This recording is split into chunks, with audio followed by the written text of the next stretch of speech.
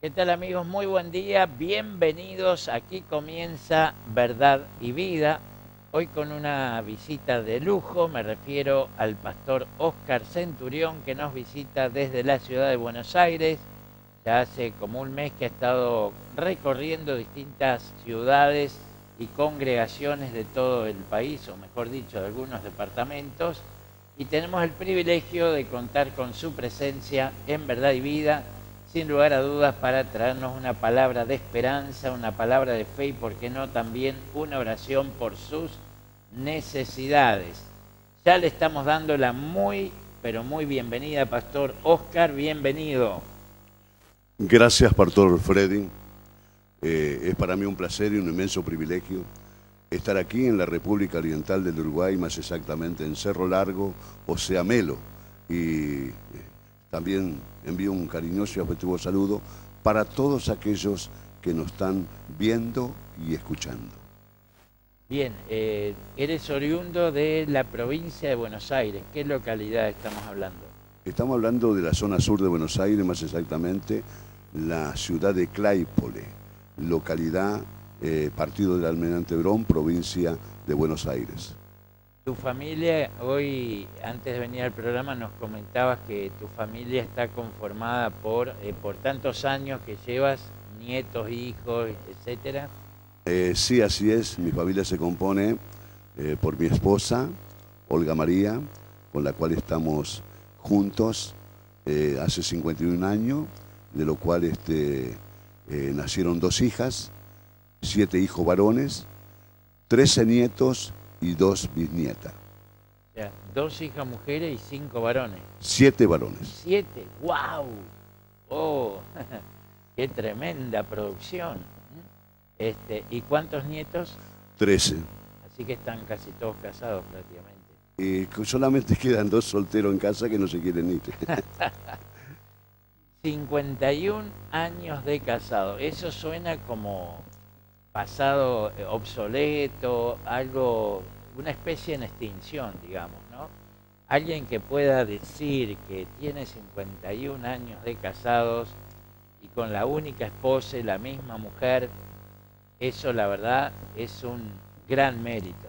Es un privilegio que Dios nos ha dado porque el sumo creador de la familia no fue ninguna persona, digamos, de carne y hueso, fue nuestro creador, Dios, Jehová de los ejércitos, creador de la familia. Exacto. ¿Cuándo empezaste en el ministerio y cómo fue eso? Bueno, empezamos en el ministerio, eh, por ejemplo, en mi caso, yo recibí a Cristo en mi corazón un 16 de enero de 1972 en el Ministerio Unión de las Asambleas de Dios en Buenos Aires.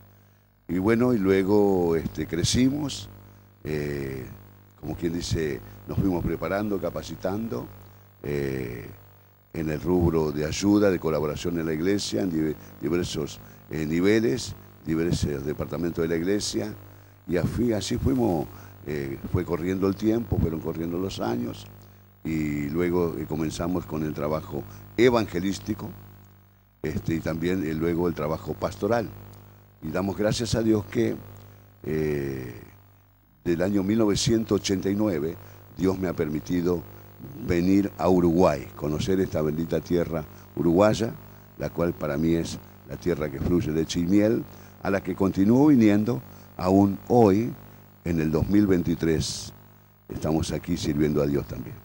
¿Has recorrido algún otro país, además de Uruguay, Argentina, en el ministerio? En el ministerio he recorrido un poco de Río Grande do Sul, o sea, frontera con, digamos, la parte de Livramento, Santana do Livramento y Uruguay.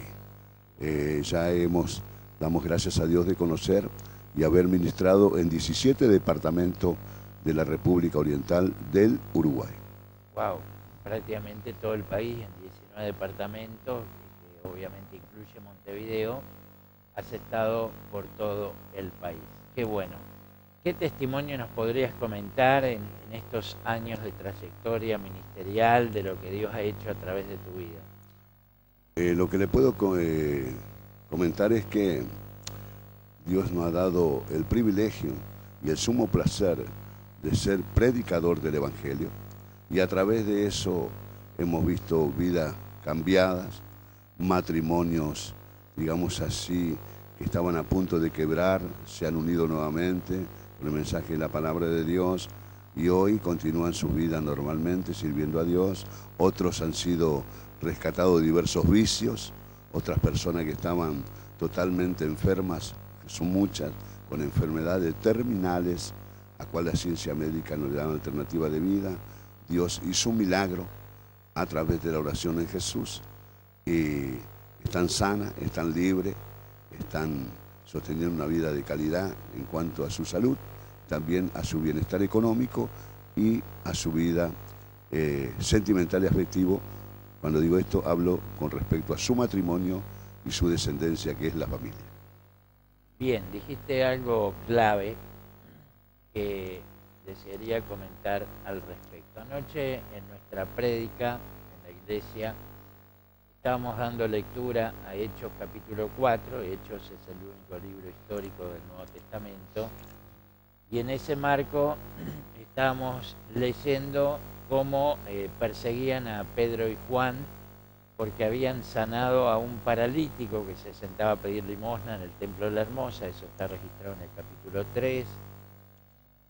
Después en el 17 también se habla de Pablo, el apóstol Pablo, que también lo perseguían y lo acusan de trastornar, pero inclusive habían pagado a delincuentes para que armaran un atentado de falsa bandera, lo que se conoce a nivel político como un atentado de falsa bandera, cuando alguien quiere incriminar al bando opuesto y genera un lío, un drama para que le echen la culpa al otro, cuando son ellos mismos que provocan el disturbio, el desmán. En este caso perseguían a Pedro y Juan porque habían sanado un paralítico y le preguntaban, y lo llevaron al concilio, ante los gobernantes, ante los líderes religiosos de la época, y le pedían cuentas a estos apóstoles en nombre de quién habían hecho lo que habían hecho y en nombre de quién estaban predicando ese evangelio. Y Pedro, que 2 meses antes había negado a Jesús, ahora con mucha elocuencia, con mucha autoridad de Dios, se para y predica de que Jesucristo es el único nombre dado a los hombres mediante el cual podemos ser salvos. No habló de nombres de mujeres ni de otros santos, sino de la persona de Jesucristo, cosa que siempre estamos hablando aquí. Es el único mediador entre Dios y los hombres, el único camino, la verdad y la vida. Nadie llega al Padre sino a través de Jesús. ¿Y cómo perseguían? Bueno, cuando el pastor aquí habla del matrimonio, que para nosotros es una bendición y una victoria, que Dios pueda usar nuestras vidas y ministerios para restaurar un matrimonio, para consolidarlo, para sanearlo o sanarlo.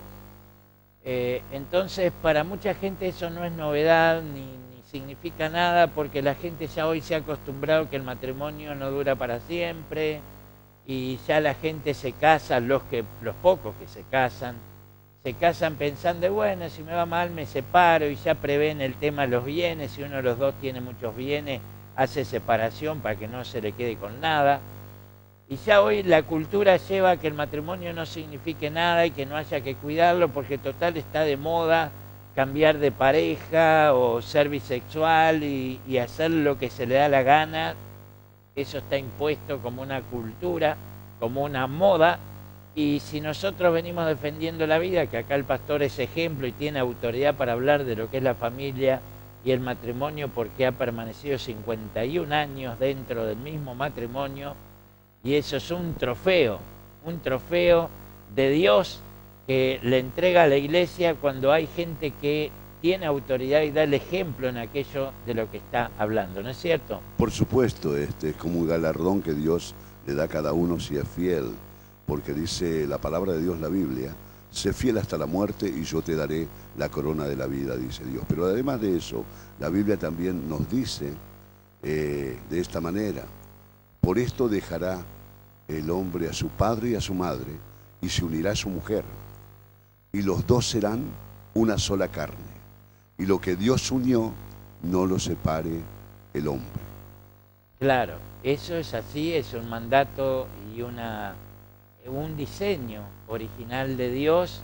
Mucha gente no tiene en cuenta, no le importa, piensa que esto está perimido, que es obsoleto, pero en realidad seguimos apostando y creyendo en la familia, porque antes que existieran todas estas ideologías modernas, todos estos colectivos sociales que hacen lobby ante los gobiernos, inclusive que existieran los gobiernos, los estados, los ordenamientos jurídicos de cada nación, antes que nada, la primera institución que hubo en el mundo fue instaurada por el propio Dios, como bien dijo el pastor Oscar, y es la familia. Y la otra institución que Dios instauró en el mundo fue la iglesia. Precisamente el relato bíblico está en Hechos de los Apóstoles. La familia y la iglesia, dos instituciones que operan como contingente, contención espiritual, emocional, social para las personas. Y bueno, cuando la familia está en crisis, la sociedad está en crisis. Fíjese usted que hasta las constituciones de las repúblicas establecen, en el caso de Uruguay, artículo 40, la familia es la base y fundamento de la sociedad. Y si la base y el fundamento está destruido, obviamente la sociedad está en problemas. Por eso es que hay que trabajar en la familia, y hoy el humanismo no teísta propone otros formatos de familia creados por los hombres y no diseñados por Dios, y por ende la violencia aumenta el consumo y abuso de drogas, y como no pueden con el adversario, se alían con él y ahora están planteando legalizar todas las drogas, porque como no pueden combatirlo, dices es imposible combatirlo. Y a mí me da mucha pena a la vez que bronca, porque como contribuyente nos cuestan millones y millones de dólares que pagamos en nuestros impuestos para mantener toda una burocracia que en definitiva no está sirviendo para mucho o quizás para nada. Se hacen políticas, se hacen foros, talleres, seminarios, y se le da vuelta al asunto y rodean y hablan y contratan profesionales y hacen programas y promesas y qué sé yo, y la droga sigue aumentando y los gurises siguen matándose y las bandas criminales se siguen enfrentando y matando entre sí, y esto no lo para nadie. ¿Por qué? Porque el ministerio de la iglesia, que está colaborando honorariamente y con mucho esfuerzo y a pulmón, no recibe ningún tipo de financiamiento del Estado, pero hay resultados probables y comprobables que demuestran que el Evangelio de Jesucristo es eficaz y que hay un mensaje de esperanza restaurador para la familia y para aquellos que están atados a los vicios y demás. ¿Qué te parece? ¿Cómo está el tema de las drogas en Argentina? Sí, de igual manera, con más crecimiento, lógicamente, por la longitud y la extensión que tiene nuestro país, Argentina. Pero de todas maneras, como usted decía, pastor, porque hay un caldo de cultivo que aún en altos niveles, de gente que toma decisiones a nivel muy importante, que también se dice que está, como quien dice, siendo partícipe de todas estas cosas a través de el cohecho y la corrupción. Sí, nosotros acá hemos tenido casos de corrupción en todos los gobiernos a nivel de toda la historia, porque el problema no es la ideología de cada partido, el problema es la naturaleza humana que heredamos de Adán y Eva, que es una naturaleza corrupta, y entonces cuando alguien tiene poder político, financiero, es más fácil de que caiga en las tentaciones.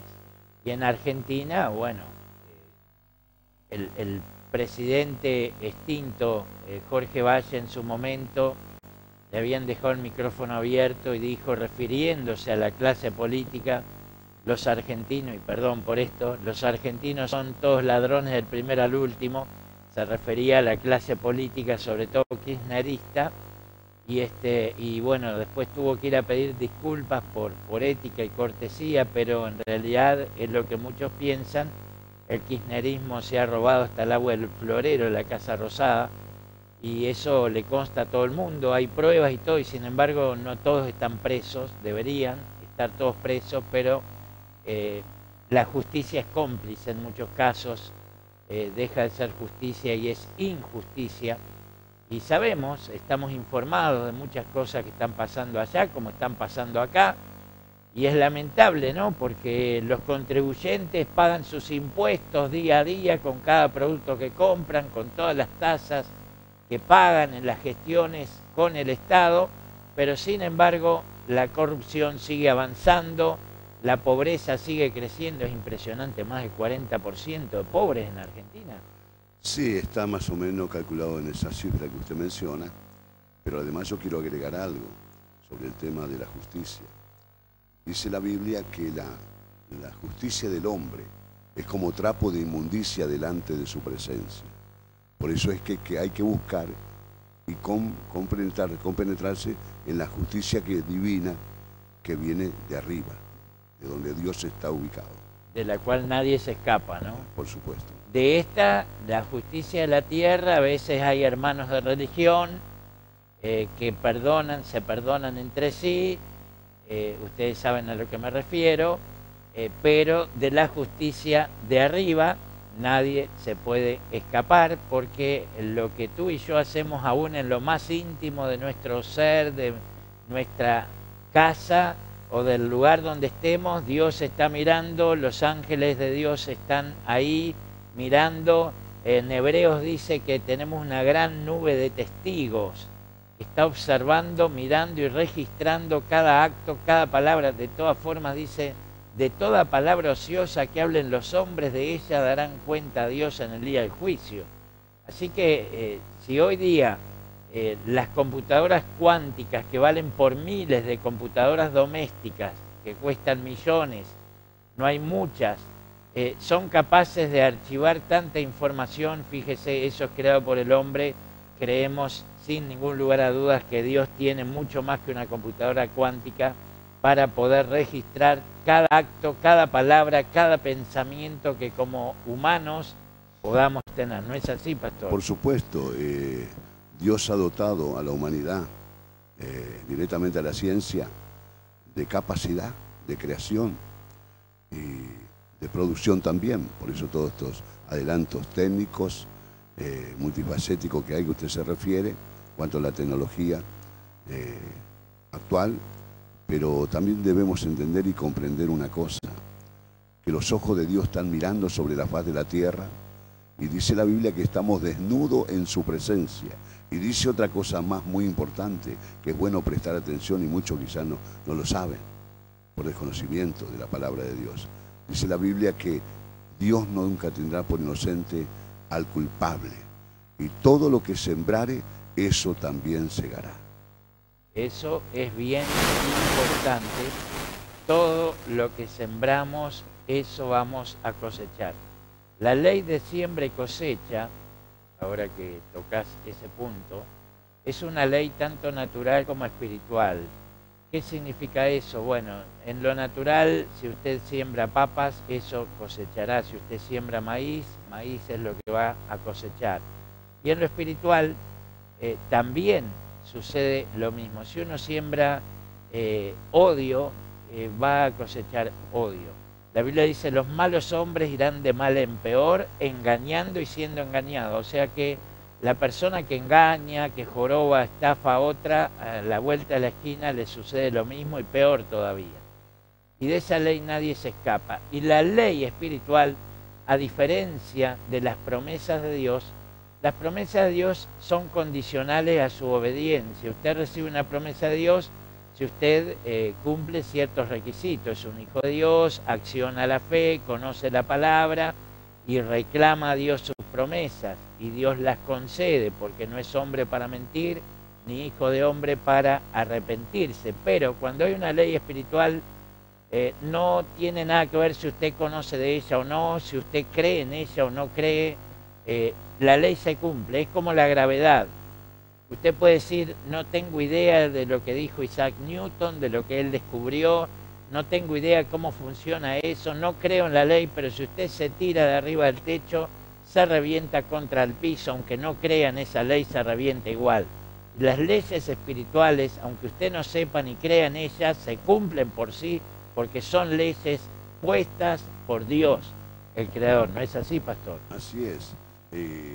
También dice la palabra, este tema, todo va, digamos, al punto fundamental que es la familia, como iniciamos esta programación, pastor querido. La familia, dice la palabra de Dios, buscad primeramente el reino de Dios y su justicia, y luego todas las cosas vendrán por añadidura. Dice, sé salvo tú y será salvo toda tu casa. ¿A qué se refiere? A que todo hombre, toda mujer debe dejar un linaje, debe dejar una descendencia en cuanto a sus hijos. Pero hoy con lo que vemos, como lo que usted dijo sobre corrupción, vicios, droga y tantas cosas desastrosas que ocurre, los hijos y las hijas, a través de que no hay paz entre papá y mamá, y son eternas discusiones, y muchas veces comienzan por el tema económico, huyen de los hogares, se van de las casas, y claro, lo están esperando los mercaderes de la destrucción, de la muerte, de las tentaciones, y después como regresa, si regresan como está pasando. Pero dice la palabra de Dios que el diablo vino para matar, robar y destruir, pero Cristo vino para darnos vida y vida en abundancia. En Argentina hubo un avivamiento, no sé si ustedes lo consideran así o no, pero cuando Dios levantó al pastor Carlos Anacondia, residente en Quilmes, recientemente tuvimos un pastor de Quilmes que es parte del ministerio de Anacondia, y cuando Dios levantó a Anacondia, levantó a Claudio Freyson y otros pastores que trajeron un mover espiritual en Argentina, ¿ese mover se mantiene o medio se apagó? No. Yo creo que se ha detenido, pero ahora va en franco crecimiento, porque se cumple la palabra de Dios que dice, en tiempo de estrechez, yo Dios te daré abundancia. Qué bueno, porque conocemos en común, tenemos de amigo al apóstol Manuel Ruiz, que fue embajador plenipotenciario de Panamá en Bolivia por 4 años, y siendo embajador, él viajaba a Argentina, Brasil, Chile y hacía campañas en estadios multitudinarias, las reuniones, y yo tuve el privilegio de ser su coordinador nacional.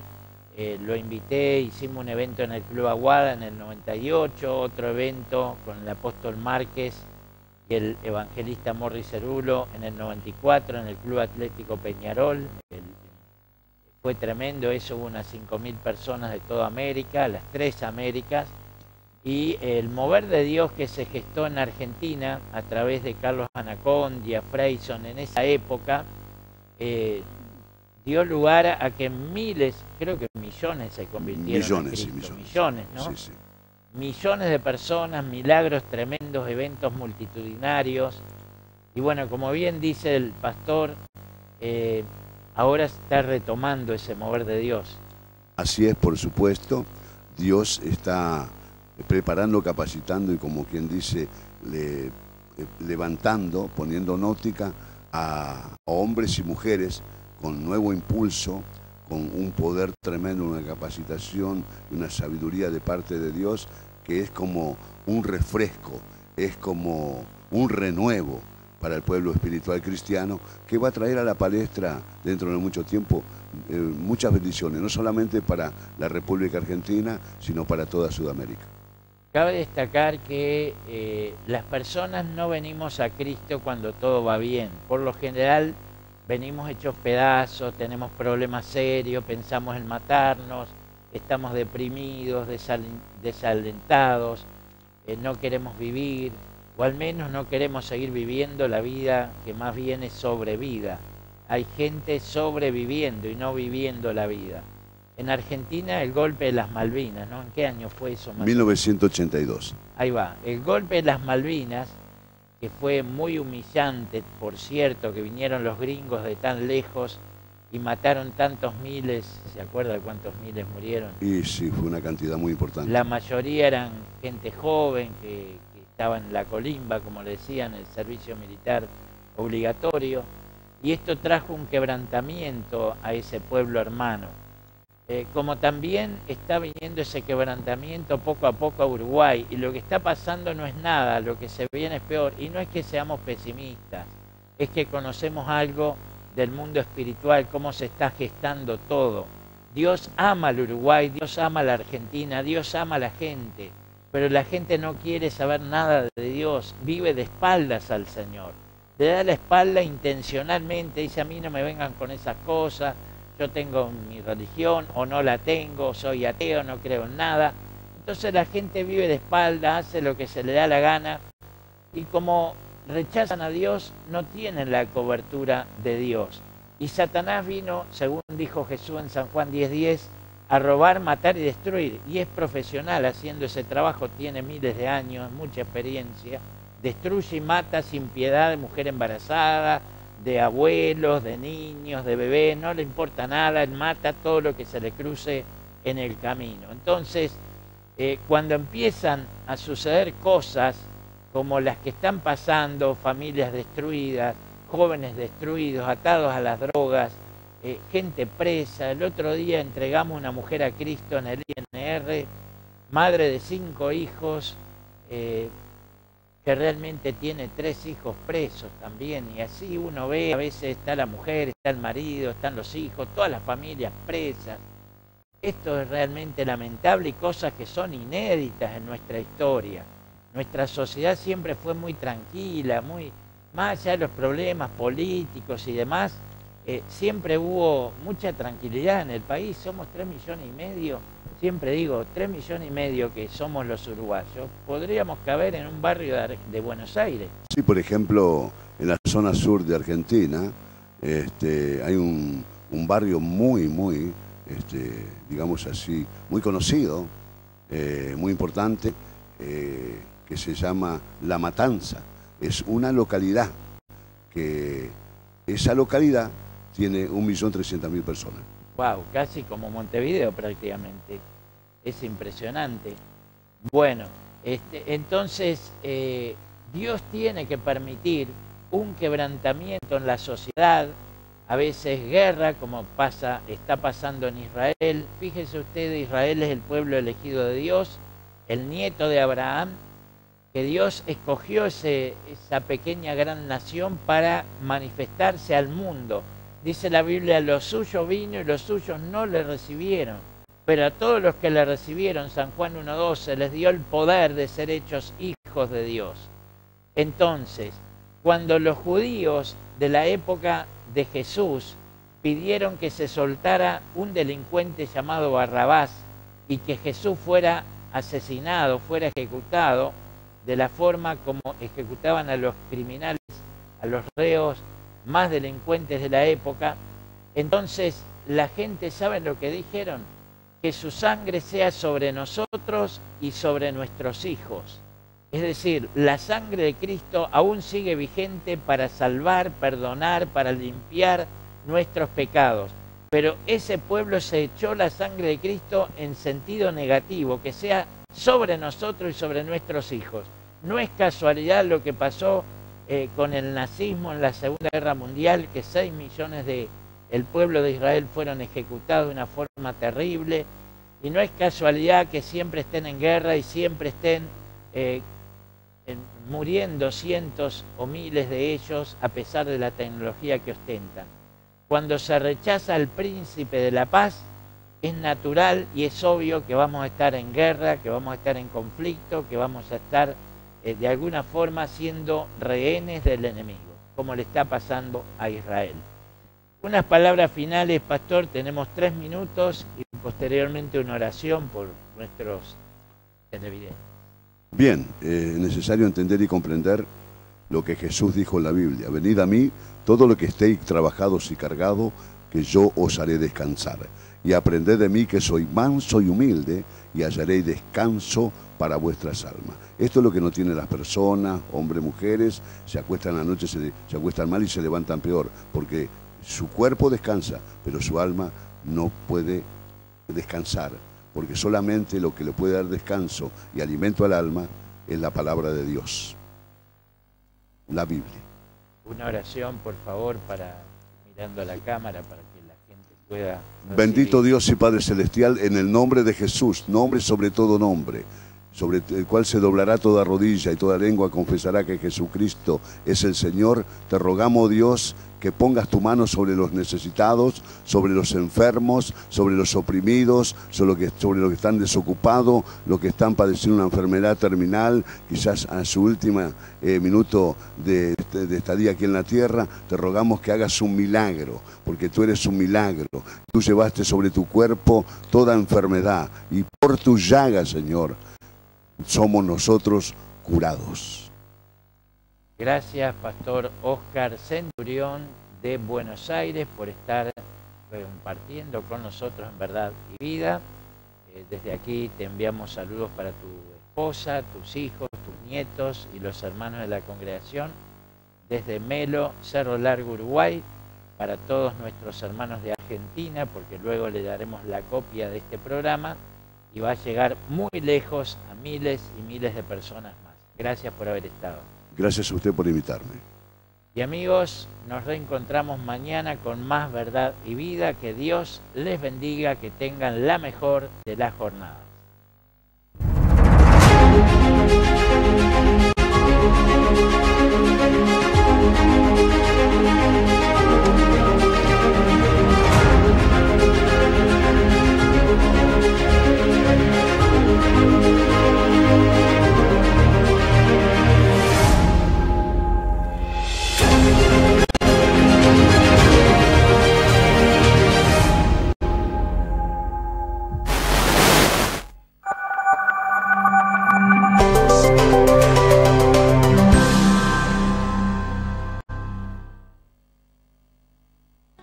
Desde 1944 nos